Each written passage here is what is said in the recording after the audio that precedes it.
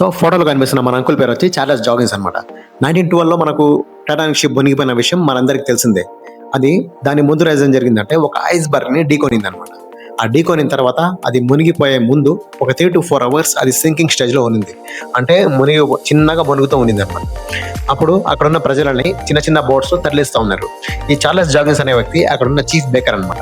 అంటే breads supply చేస్తూ ఉండడం ప్లస్ అక్కడ ఉన్న ఉమెన్స్ కి హెల్ప్ చేయడం అవన్నీ చేస్తూ ఉండేవాడు. అదే టైంలో భయంతో ఇతను ఏం చేశాడంటే అక్కడున్న వైన్ బాటిల్స్ లో చాలా వైన్ బాటిల్స్ ని ఇతను తాగేశాడు కంప్లీట్ గా. తాగేసి అక్కడ కంప్లీట్ గా అది మునిగిపోయేటప్పుడు షిప్ ని అక్కడి నుంచి దూకేశాడు. -2 degrees ఉన్న కోల్డ్ వాటర్లో అట్లాంటిక్ ఓషన్లో అతను దూకేశాడు. అక్కడ హండ్రెడ్స్ ఆఫ్ బాడీస్ అనేవి ఆ కోల్డ్ వల్ల హైపోథెర్మియా వచ్చి చనిపోయారనమాట. ఇతను మాత్రం 2 to 3 hours అక్కడ సర్వైవ్ అయ్యాడు.